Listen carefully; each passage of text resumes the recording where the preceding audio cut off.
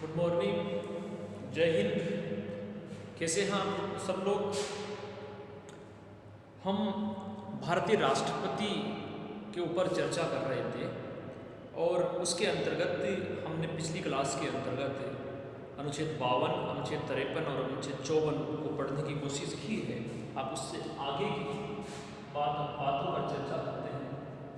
हमने अनुच्छेद 52 पढ़ा था और उस अनुच्छेद 52 में एक बात लिखी हुई थी कि भारत का एक राष्ट्रपति होगा, जो भारतीय संविधान का सबसे छोटा अनुच्छेद भी माना जाता है। अनुच्छेद 53 में हमने ये पढ़ा था कि संघ की समस्त कार्यपालिका शक्तियाँ राष्ट्रपति में निहित होगी। वह स्वयं या अपने अधीनस्थों के माध्यम से शासित करेगा। अधीनस्थों का मतलब हमने मंत्रिपरिषद और प्रधानमंत्री से लिया था। इसी में लिखा था कि 42वें संविधान संशोधन के द्वारा इंदिरा जी ने संविधान में ये जोड़ दिया था कि राष्ट्रपति मंत्रिपरिषद की सलाह के अनुसार ही काम करेगा। फिर मोरारजी सरकार बनी और उन्होंने 44वां संविधान संशोधन किया और उसके अंतर्गत उन्होंने जोड़ दिया कि राष्ट्रपति मंत्रिपरिषद की सलाह के अनुसार ही काम करेगा। यद्यपि वो क्या कर सकता है, मंत्रिपरिषद की सलाह को एक बार पुनर्विचार हेतु भेज सकता है। अनुच्छेद 54 में हमने राष्ट्रपति का निर्वाचन मंडल देखा था कि राष्ट्रपति के चुनाव में वोट कौन कौन देता है।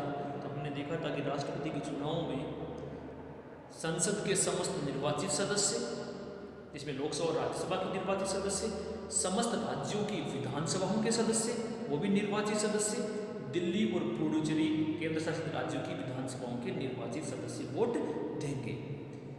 हमने ये भी कहा था कि दिल्ली और पुडुचेरी के लिए हमने 70वां संविधान संशोधन 1992 में किया, जिसके द्वारा 1997 के चुनाव में उन्होंने क्या की, वोटिंग की थी।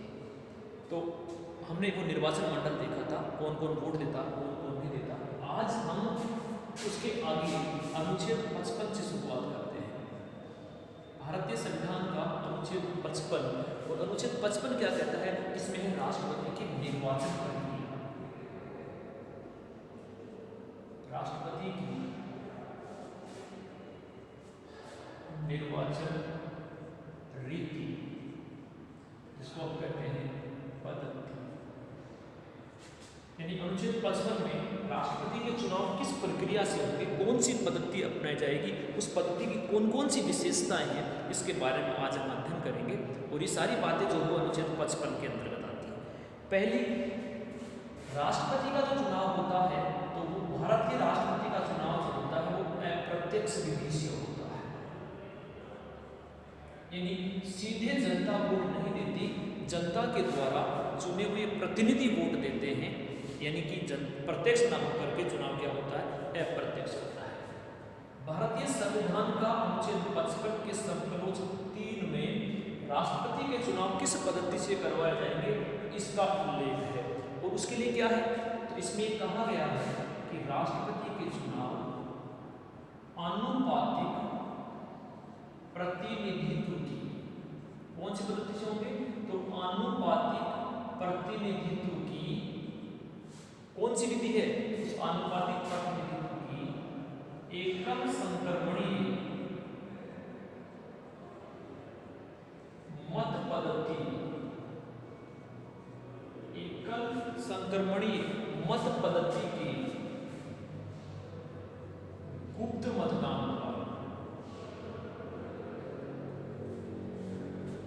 ये राष्ट्रपति की चुनाव पद्धति है।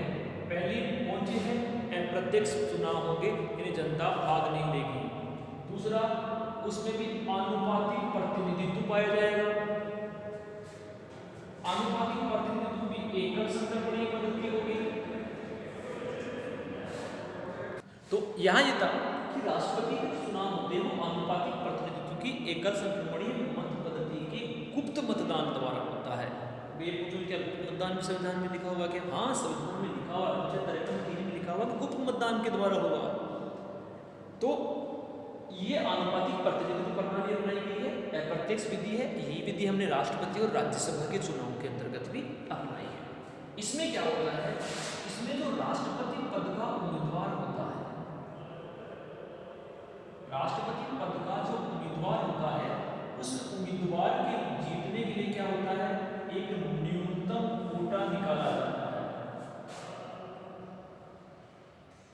न्यूनतम कोटा निकालना पड़ता है। यानी अब हमारे जिस प्रकार लोकसभा, विधानसभा पंचायती राज संस्थाओं में सदस्यों के चुनाव के लिए है कि जो सबसे अधिक वोट लेगा वो जीत जाएगा, चाहे उसे मतों का बहुमत प्राप्त हो चाहे नहीं हो। इसके विपरीत राष्ट्रपति में एक है कि किसी भी उम्मीदवार को राष्ट्रपति के चुनाव में जीतने के लिए आवश्यक है कि उसे कुल वोटों का बहुमत प्राप्त करना होगा, यानी 50% से अधिक वोट प्राप्त करने होंगे तो ही जीतेगा, नेता नहीं जीतेगा। क्योंकि हम कोई सरपंच या एमएलए नहीं बना रहे, हम भारत का सर्वोच्च संवैधानिक पद राष्ट्रपति के चुनाव करवा रहे हैं। इसलिए किसी उम्मीदवार को जीतने के लिए क्या निकालना पड़ता है? न्यूनतम कोटा निकालना पड़ता है। और ये न्यूनतम कोटा कैसे निकाला जाएगा ये भी हमारे संविधान में लिखा हुआ है। तो न्यूनतम कोटा निकालने का जो सूत्र है वो होता है डाले गए वेद मतों की संख्या, डाले गए वेद मतों की संख्या बटा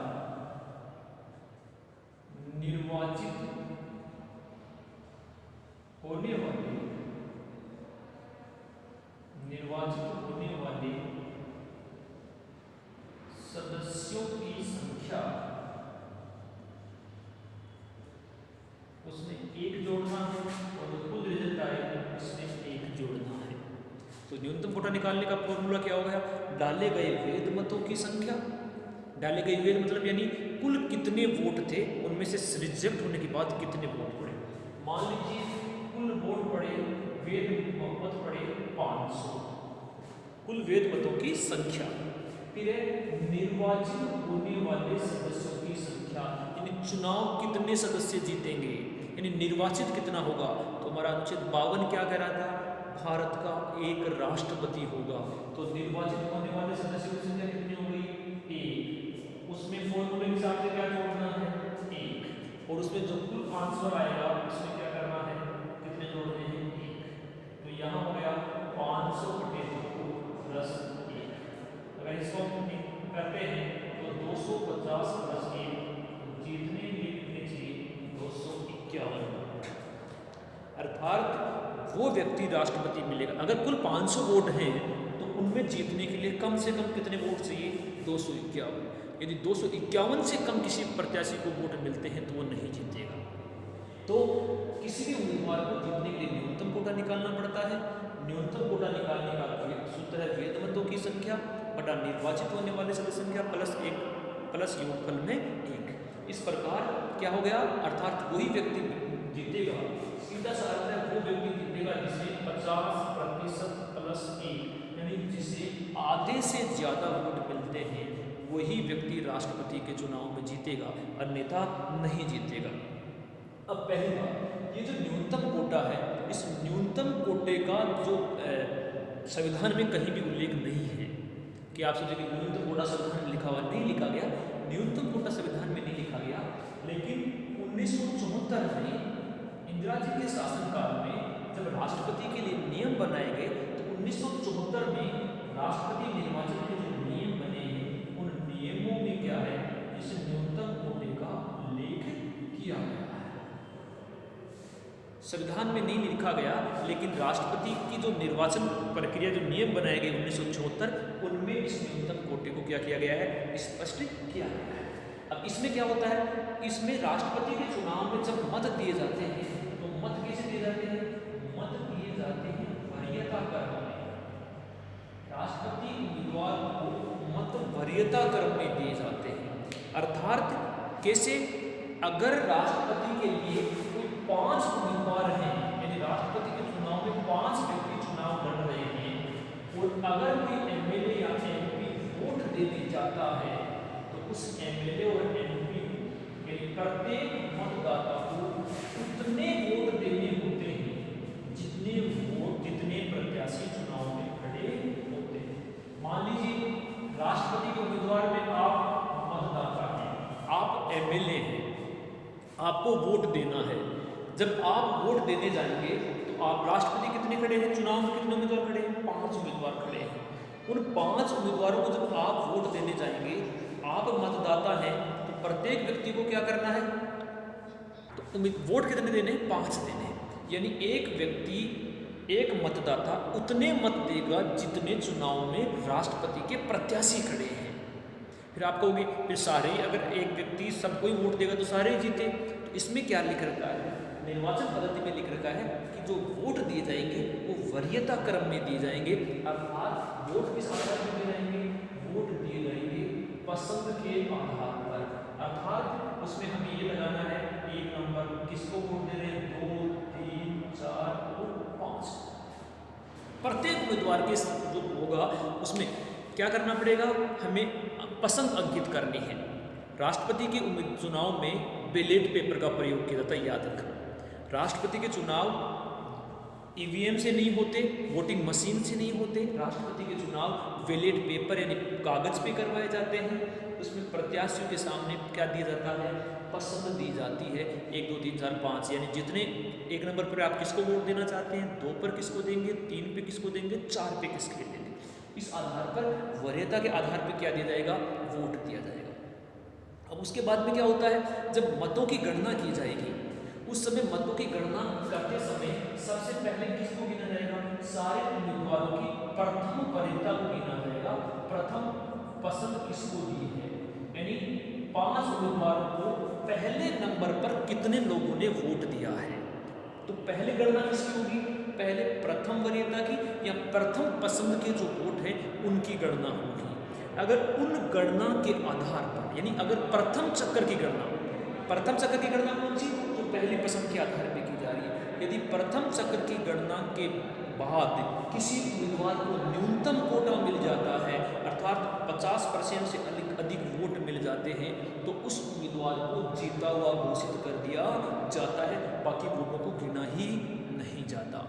इस आधार पर यदि प्रथम पहली चक्र की गणना में किसी उम्मीदवार को न्यूनतम कोटा मिल जाता है तो वो विजयी घोषित हो जाता है। और प्रथम गणना किसकी होती है, प्रथम गणना पहली पसंद के आधार पर पहली वरीयता की होती है, बाकी वरीयताएं नहीं गिनी जाती है। अगर क्या हो, मान लीजिए किसी को प्रथम चक्र की गणना में, यानी पहली बार पहले पसंद गिनी गई और प्रथम चक्र की गणना में किसी को भी क्या नहीं मिला, बहुमत नहीं मिला, तो क्या करें, यानी पहली पसंद के आधार पर किसी भी उम्मीदवार को 50% से अधिक वोट नहीं मिले, अब क्या करें। तो इसलिए राष्ट्र हमारे लिख रखा है, हमारे संविधान में लिख रखा है कि क्या करें, इसके लिए फिर क्या होगी, जिस उम्मीदवार को पहली पसंद के आधार पर सबसे कम वोट मिले, पहली पसंद जिस उम्मीदवार को सबसे कम मिलेगी उस उम्मीदवार को हम क्या करेंगे, हारा हुआ घोषित कर देंगे, उसको क्या कर देंगे, चुनाव के चक्कर से बाहर कर देंगे। और जिसको हमने बाहर किया उसकी जो दूसरी वरीयता थी, ये दूसरी वरीयता क्या कर देंगे, बाकी उम्मीदवारों में जोड़ देंगे, दूसरी वरीयता बाकी उम्मीदवारों में जोड़ देंगे और फिर क्या निकाल लिया जाएगा, न्यूनतम कोटा निकाल लिया जाएगा। इस प्रकार ये प्रक्रिया तब तक चलेगी जब तक कि किसी उम्मीदवार को क्या ना मिल जाए, न्यूनतम कोटा नहीं मिल जाए। एक परिस्थिति ऐसी आएगी कि किसी भी परिस्थिति में क्या हो जाएगा, व्यक्ति को न्यूनतम कोटा मिल ही जाएगा, न्यूनतम कोटा अनिवार्य रूप से क्या होगा, मिल जाएगा, क्योंकि अंत में 2 ही ऐसी परिस्थिति आती रहेगी, तो अंत में कितने उम्मीदवार रहेंगे, 2 उम्मीदवार रहेंगे, उनमें से एक विजयी घोषित हो जाएगा। ठीक है, तो अब ये परिस्थिति हो गई, तो पहली पसंद के आधार पर वोट दिया जाएगा, गणना की जाएगी, प्रथम चक्र की गणना में न्यूनतम कोटा मिल गया तो जीत जाएगा, वरना फिर एक उम्मीदवार जो सबसे कम वोट मिले उसे हारा हुआ घोषित कर देंगे और उसकी दूसरी वरीयता क्या करेंगे, अन्य उम्मीदवारों को जोड़ देंगे। ये प्रक्रिया तब तक चलेगी जब तक कि किसी उम्मीदवार को न्यूनतम कोटा मिल नहीं जाता है। ठीक है, अब तक भारत के जो राष्ट्रपति के इतिहास से चुनाव हुआ, अगर उन राष्ट्रपति के चुनाव इतिहास पे नजर करें तो पहले राष्ट्रपति डॉक्टर राजेंद्र प्रसाद से लेकर के वर्तमान राष्ट्रपति डॉक्टर रामनाथ कोविंद तक जितने भी राष्ट्रपति के चुनाव हुए हैं, उनमें हमारे सामने एक बार ही ऐसा मौका आया है जब हमें दूसरी चक्कर की गणना या दूसरी वरीयता के वोटों को गिनना पड़ा हो। वो कब ये हुआ, 1969 में, जब कौन राष्ट्रपति बने, वीवी गिरी, जो भारत के पहले निर्दलीय राष्ट्रपति हैं। इनके सामने कांग्रेस के डॉक्टर नीलम संजीव रेड्डी ने चुनाव लड़े थे, लेकिन श्रीमती इंदिरा गांधी ने वीवी गिरी का समर्थन कर दिया था, इसलिए निर्दलीय होते हुए वीवी गिरी चुनाव में जीत गए थे। इसलिए सिर्फ 1969 के जो राष्ट्रपति चुनाव हैं उन्हीं में पहली बार ऐसी परिस्थिति बनी थी कि दूसरी वरीयता के मतों को गिनना पड़ा, वरना आज तक के सारे चुनाव में किसको गए प्रथम मत के आधार पर या प्रथम वरीयता के आधार पर चुनाव जीत लिया जाता है। तो ये तो हो गया न्यूनतम कोटा। अब जो मतदाता होते हैं, मतदाता कौन होते हैं? लोकसभा राज्यसभा के सदस्य, विधानसभाओं के सदस्य। तो क्या जिस प्रकार हम लोकसभा, विधानसभा और पंचायतों के चुनाव में वोट देते हैं, एक व्यक्ति का एक वोट माना जाता है, तो क्या राष्ट्रपति के चुनाव में भी जब एक व्यक्ति एक वोट देता है तो क्या उसका एक ही माना जाएगा या ज़्यादा माना जाएगा? तो हमारे चुनाव में तो एक व्यक्ति एक मत, लेकिन राष्ट्रपति के चुनाव में क्या है, एक व्यक्ति एक मत नहीं है। यहाँ पर क्या होता है, हमें मत मूल्य निकालना पड़ता है प्रत्येक व्यक्ति का। जैसे एक निर्वाचित विधायक का मत मूल्य,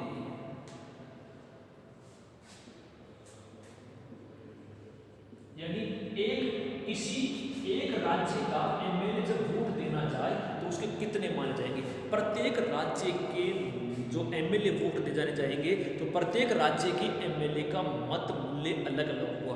राजस्थान का एमएलए वोट देने जाएगा तो उसकी संख्या अलग होगी, बिहार का जाएगा तो अलग होगी, यूपी का जाएगा तो अलग होगी। क्यों होगी? क्योंकि हमने उसका एक फॉर्मूला बना रखा है कि एक निर्वाचित एमएलए का मत मूल्य कैसे निकालेंगे। तो इसके लिए हमारा सूत्र है, उस राज्य की जनसंख्या, उस राज्य की कुल जनसंख्या बटा उस राज्य की कुल जनसंख्या बटा उस राज्य के विधानसभा की निर्वाचित विधायकों की संख्या,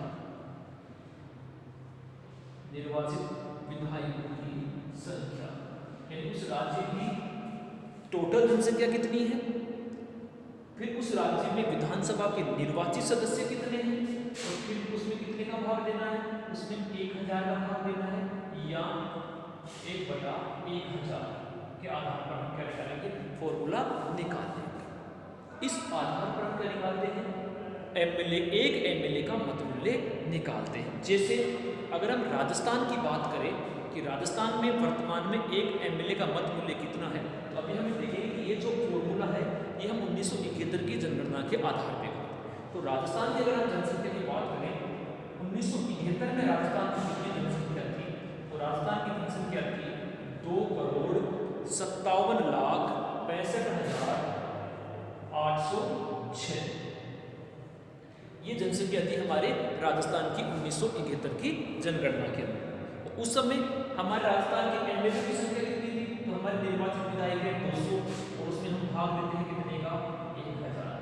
इस आधार पर यदि हम राजस्थान के एक एमएलए का मत मूल्य निकाले तो राजस्थान के एक एमएलए का मत मूल्य होता है 128.2892 अर्थात 129। यानी आपसे हमारा प्रश्न ये बने कि वर्तमान में राजस्थान का एक एमएलए जब राष्ट्रपति के चुनाव में वोट देने जाता है तो उसके एक मत का कितने मूल्य होगा, तो ये याद रखना, राजस्थान के एक एमएलए का मत मूल्य है 129।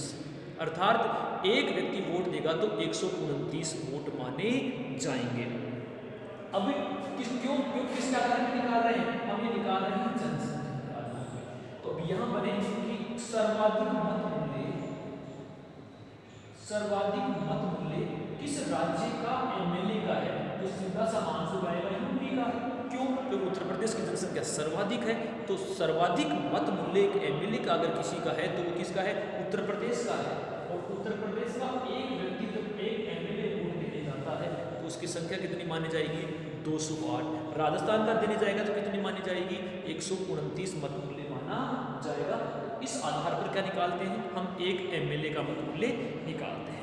तो एमएलए का मत मूल्य निकालने के बाद उस राज्य की जनसंख्या, फिर उस राज्य के निर्वाचित एमएलए की संख्या भाग 1000 दे देंगे तो उसमें एक एमएलए का मत मूल्य आ जाएगा। अब राजस्थान में कितने एमएलए हैं, 200 एमएलए, तो 200 का कुल मत मूल्य कितना हो जाएगा, उसको 129 से गुणा सीमा कर देंगे तो जो उत्तर आएगा वो राजस्थान के कुल विधानसभाओं के जो मत सदस्य हैं उनका कुल मत मूल्य आ जाएगा। इस प्रकार एक एमएलए का मत मूल्य निकाला जाता है।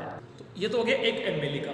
अब एक एमपी का मत मूल्य क्या होगा, क्योंकि हमने एमएलए का तो निकाल लिया, फिर हम सांसद का कैसे निकालेंगे, क्योंकि सांसद तो लोकसभा और राज्यसभा का प्रतिनिधित्व करता है, क्योंकि एमएलए राज्य की विधानसभा का प्रतिनिधित्व करता है। तो एक एमएलए का मत मूल्य निकालने का फॉर्मूला भी हमारे अनुच्छेद 55 में दे रखा है। क्या दे रखा है? समस्त निर्वाचित विधायकों का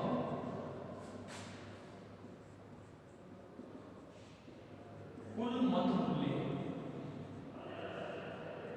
बटा संसद के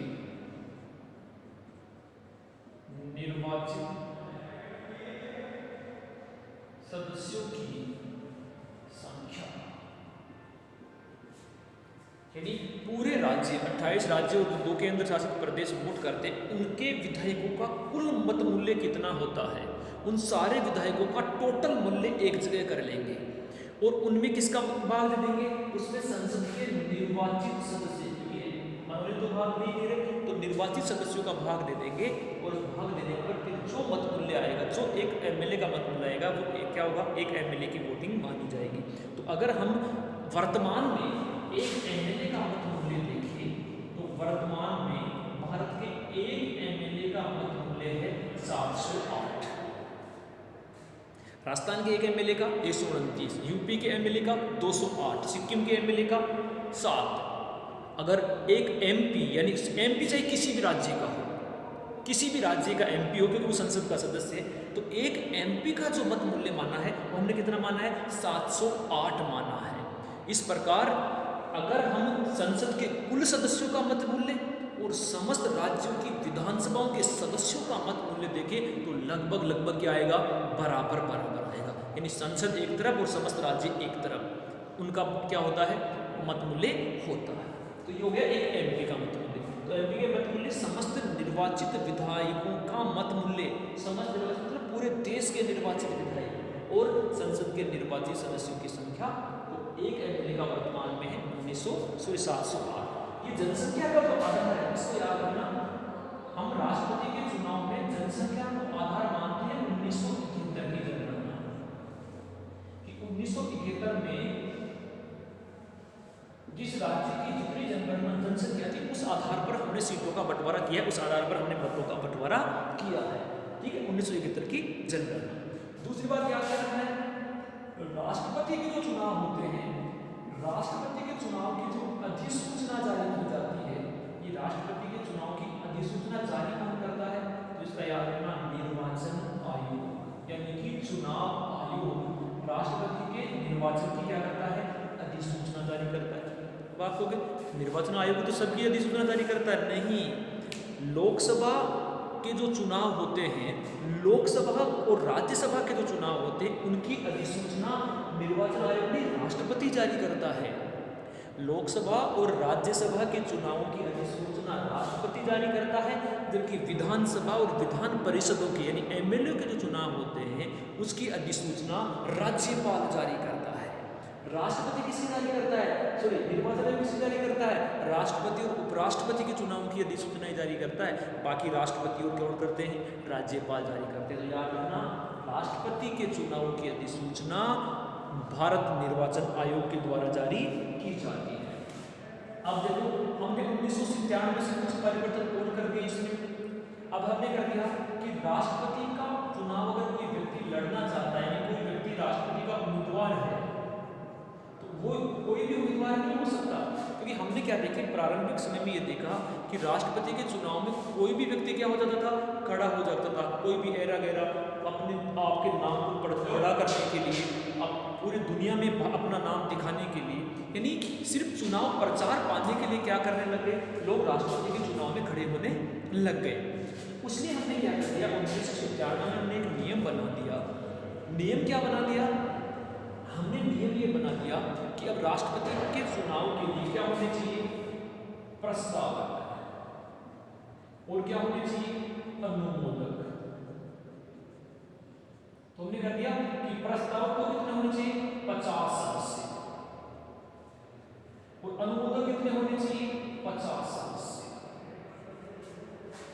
यानी अब कोई व्यक्ति, अब आप कहोगे प्रस्तावक और अनुमोदक से मतलब क्या है, तो हमने ये कर दिया कि एक व्यक्ति जो राष्ट्रपति के चुनाव लड़ना चाहता है उसे निर्वाचन मंडल का मतलब जो हमने कहा था कि राष्ट्रपति के चुनाव में वोट देगा संसद के सदस्य और विधानसभाओं के सदस्य, उनमें से 50 सदस्य तो उसके प्रस्ताव पर हस्ताक्षर करें और 50 सदस्य उसके अनुमोदन पर हस्ताक्षर करें। यानी एक व्यक्ति अगर राष्ट्रपति के चुनाव लड़ना चाहता है तो उसे कम से कम निर्वाचन मंडल के 100 सदस्यों का समर्थन होना चाहिए, यानी 100 एमएलए होने चाहिए या एमपी होना चाहिए। इसका मतलब अब ऐसा कोई भी एरा गैरा व्यक्ति राष्ट्रपति के चुनाव नहीं लड़ सकता, क्योंकि राष्ट्रपति भारत का सबसे बड़ा संवैधानिक पद है। इसलिए हमने इस गरिमामय पद को बचाने के लिए, इस पद की गरिमा को बचाने के लिए हमने क्या किया, सदस्यों की संख्या को न्यूनतम करने के लिए 50 प्रस्ताव और 50 अनुमोदन कर दिए 1997 से। और क्या कर दिया, और हमने ये कर दिया कि जमानत राशि,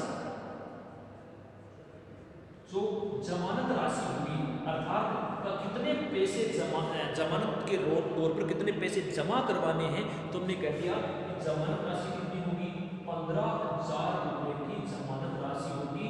और ये जमा कहाँ होगी, तो ये जमा होगी रिजर्व बैंक इंडिया में। यानी 50 प्रस्तावक, 50 अनुमोदक और 15,000 रुपए की जमानत राशि कहाँ जमा करवानी है, आपको रिजर्व बैंक में जमा करवानी है। 100 सदस्यों के आपको हस्ताक्षर जमा करवाने हैं। तो ये तो हो गई प्रस्तावक और जमानत राशि। अब एक उम्मीदवार, कुछ बातें, छोटी छोटी बातें जो आपको याद रखनी है, राष्ट्रपति के चुनाव में एक उम्मीदवार सिर्फ कितने नामांकन भर सकता है, 4 नामांकन पत्र भर सकता है, इससे ज्यादा नहीं भरेगा। 4 फॉर्म लगा सकता है। सामान्य 4 को लगाने की क्षमता बहुत कम होती है, क्योंकि 4 लगाने की मतलब होगी उसे 400 सदस्यों का समर्थन चाहिए, जो कि बहुत कम होता है। तो 4 नामांकन पत्र भर सकता है। और क्या कर सकता है, अगर उसे न्यूनतम कोटा का 1/6% मत नहीं मिलते हैं, यानी न्यूनतम कोटा, जितनी संख्या हम न्यूनतम कोटा निकाल रहे हैं डाले गए वैध मतों का 50% से अधिक, अगर उसे उसका 1/6 यानी कि 500 वोट थे, तो न्यूनतम कोटा कितना हो गया, 251। इस 251 का 6% अगर नहीं मिलता है किसी उम्मीदवार को, तो उसकी जमानत जो राशि है वो जमानत राशि क्या हो जाएगी, जब्त हो जाएगी, जमानत जब्त कर ली जाएगी। जमानत जब्त करने का मतलब उसने जो 15,000 रुपए रिजर्व बैंक में जमा करवाए थे वो अब उसे नहीं मिलेगी। ठीक है, इस आधार पर राष्ट्रपति के चुनाव हो गए, चुनाव का रिजल्ट भी आ गया, कोई जीत भी गया। लेकिन हारे हुए उम्मीदवार को किसी प्रकार की कोई समस्या, अगर किसी प्रकार की समस्या है तो क्या करोगे, निर्वाचन के 1 माह के भीतर, यानी चुनाव के 1 महीने के अंदर उसे क्या करनी है, शिकायत करनी है। तो निर्वाचन के 1 माह के भीतर क्या करना होगा, 20 सदस्यों के हस्ताक्षर करवाने होंगे। 20 सदस्य कौन से, जो उसके निर्वाचन मंडल में हैं, जो उसको वोट देंगे। 20 सदस्यों के हस्ताक्षर से कहाँ शिकायत की जा सकती है, सिर्फ सर्वोच्च न्यायालय में। याद रखना, राष्ट्रपति के निर्वाचन संबंधी कोई भी शिकायत अगर आपको करना है तो अनुच्छेद 73 के अनुसार कहाँ कर सकते हो, आप सुप्रीम कोर्ट में कर सकते हो। तो निर्वाचन के 1 माह के भीतर निर्वाचन मंडल के 20 सदस्यों के हस्ताक्षर करवाकर आप क्या कर सकते हैं, सुप्रीम कोर्ट में शिकायत दर्ज करवा सकते हैं। उसके बाद में आपकी शिकायत नहीं सुनी जाएगी, एक बात। दूसरा, राष्ट्रपति के जब चुनाव होते हैं तो राष्ट्रपति के चुनाव में जो राजनीतिक दल होते हैं वो व्हिप जारी नहीं कर सकते, व्हिप जारी नहीं कर सकते। व्हिप का मतलब क्या होता है, प्रत्येक राजनीतिक दल सदन में अपना एक अनुशासन अधिकारी नियुक्त करते हैं जिसे व्हिप के नाम से जाना जाता है। और अगर ये व्हिप कोई आदेश जारी कर दे किसी राजनीतिक पार्टी के सदस्यों को, तो उस पार्टी के सदस्य को उसी उम्मीदवार को वोट देना पड़ेगा जिसको पार्टी चाहती है। अगर व्हिप के आदेशों का उल्लंघन किया तो ये क्या माना जाएगा, ये दल बदल माना जाता है, आपको पार्टी से निष्कासित कर दिया जाएगा। लेकिन हमने नियमों में ये लिख रखा है कि राष्ट्रपति के चुनाव में आप किसी व्यक्ति को व्हिप जारी नहीं कर सकते, किसी उम्मीदवार को, किसी एमएलए को या एमपी को व्हिप जारी नहीं कर सकते, अर्थात वोट देने के लिए बाध्य नहीं कर सकते कि आप इस व्यक्ति को ही वोट देंगे, एक बात।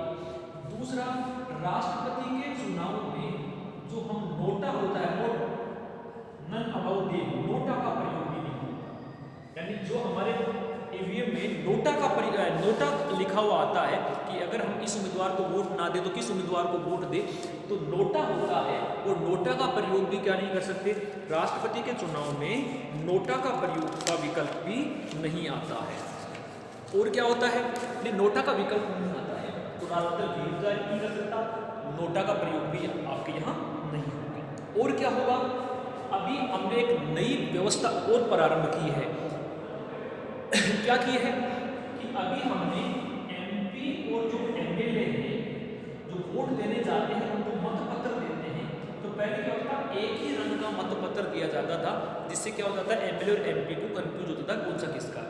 अभी हमने नई निर्वाचन जो व्यवस्था है उसके अंतर्गत ये कर दिया कि अब वर्तमान के अंतर्गत एमएलए जो होगा और एमपी होगा उनको मतपत्र तो दिया जाएगा, वो अलग अलग रंग का दिया जाएगा। कैसे, अब ये कह दिया कि एमपी के लिए तो क्या होगा, एमपी होगा उसको हरा मतपत्र दिया जाएगा और एमएलए को गुलाबी मतपत्र दिया जाएगा।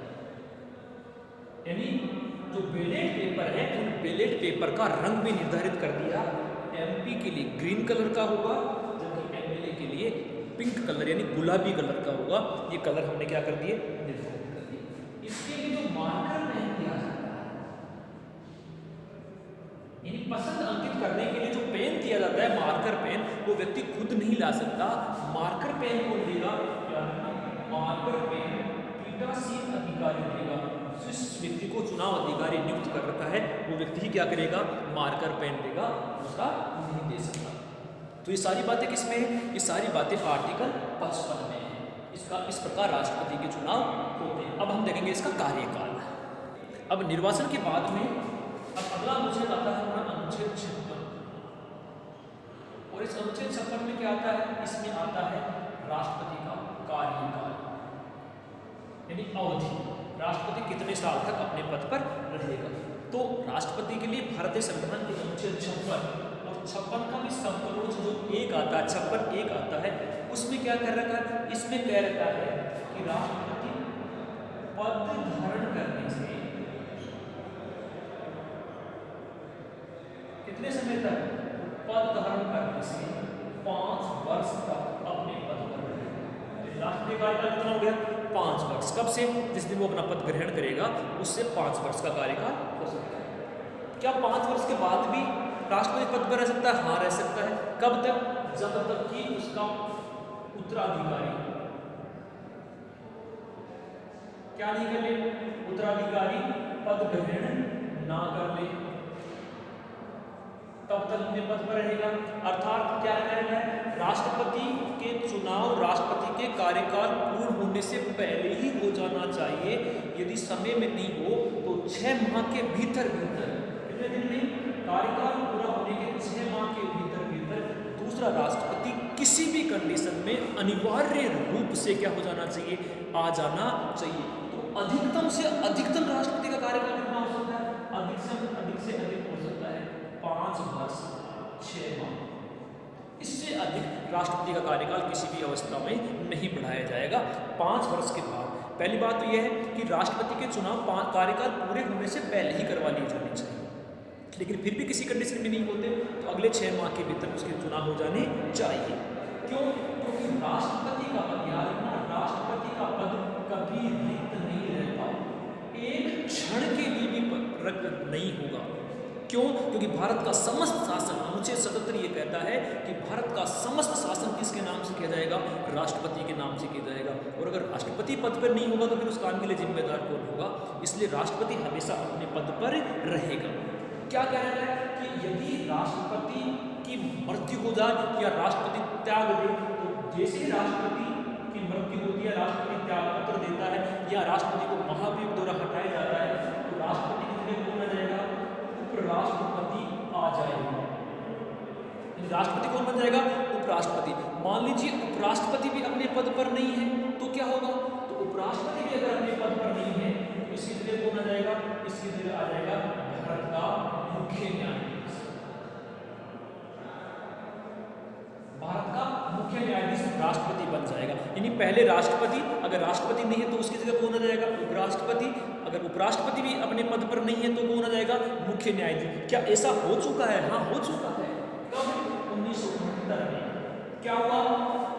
1969 में भारत के राष्ट्रपति डॉक्टर जाकिर हुसैन की मृत्यु हो गई। उनकी मृत्यु के बाद उपराष्ट्रपति वीवी गिरी क्या बन गए? राष्ट्रपति बन गए। 1969 में राष्ट्रपति के चुनाव हुए। उस चुनाव में वीवी गिरी खुद क्या हो गए? राष्ट्रपति के लिए निर्दलीय रूप में चुनाव में खड़े हो गए। उन्होंने अपने पद से इस्तीफा दे दिया। अब क्या हुआ? अब राष्ट्रपति भी नहीं है, उपराष्ट्रपति भी नहीं, तो कौन? उस समय भारत के मुख्य न्यायाधीश थे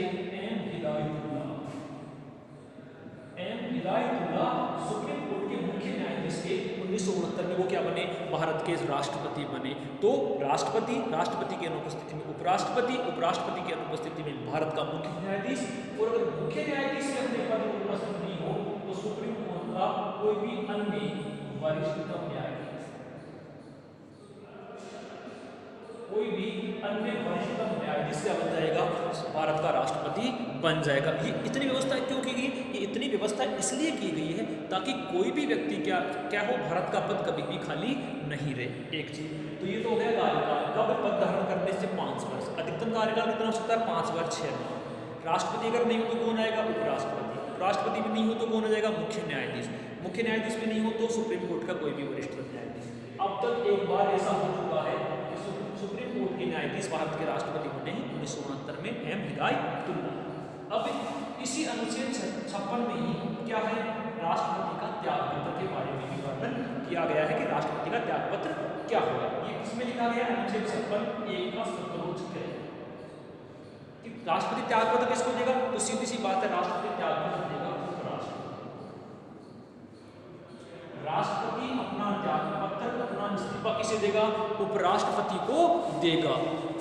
क्यों? क्योंकि राष्ट्रपति के बाद सर्वोच्च संवैधानिक पद कौन सा है? तो राष्ट्रपति के बाद सर्वोच्च संवैधानिक पद है उपराष्ट्रपति का, इसलिए उपराष्ट्रपति को अपने पद से इस्तीफा देगा। अब एक समस्या यहाँ और हो कि बाकी अपना चैप्टर में समाप्त होता है। एक समय ऐसा हुआ कि मान लीजिए राष्ट्रपति भी अपने पद पर नहीं है और राष्ट्रपति की जगह कौन हो गया? उपराष्ट्रपति अपने पद पर हो गया।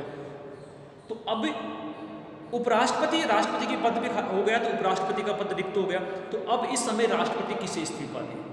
यानी उपराष्ट्र, ये बात कर रहा हूं मैं 1969, ये बहुत बड़ा विवाद हुआ था राष्ट्रपति को लेकर के। 1969 में क्या हुआ? 1967 में राष्ट्रपति बने डॉक्टर जाकिर हुसैन, जो भारत के पहले मुस्लिम राष्ट्रपति थे, और इनकी 1969 में क्या हो गई? मृत्यु हो गई। इनकी मृत्यु हुई तो उस समय भारत के उपराष्ट्रपति थे डॉक्टर वीवी गिरी, वेंकट वरहल गिरी। वीवी गिरी भारत के उपराष्ट्रपति थे। ये क्या हो गए? राष्ट्रपति बन गए। लेकिन 1969 में उन्होंने क्या लड़े? चुनाव लड़ने के लिए क्या कर दिया? अपने पद से त्यागपत्र दे दिया। अब समस्या ये आई कि वीवी गिरी जो उस समय कार्यवाहक राष्ट्रपति हैं भारत के, ये अपना इस्तीफा किसे दे? क्योंकि उपराष्ट्रपति का पद तो रिक्त है। तो इस मामले में भारतीय संविधान मौन है। भारतीय संविधान कुछ नहीं कहता कि किसे पे। यद्यपि वीवी गिरी ने उपराष्ट्रपति की खाली सीट को, यानी उपराष्ट्रपति के पद की खाली सीट के ऊपर क्या कर देता? अपना इस्तीफा रख दिया था। लेकिन हमारा संविधान ये कहता है कि जरूरत नहीं है, भारत संविधान मौन है, किसी इस्तीफा देगा, किसी इस्तीफा नहीं देगा। तो कार्यकाल हो गया, त्यागपत्र हो गया। ये अनुच्छेद 55 और 56 हमारे पूरे हो गए। अब हम अनुच्छेद 57 में राष्ट्रपति की निर्योग्यताएं पढ़ेंगे। कौन कौन व्यक्ति राष्ट्रपति बन सकता है, कौन नहीं बन सकता, योग्यता, निर्योग्यता, शपथ आदि का उल्लेख हम अगली क्लास में करेंगे। धन्यवाद।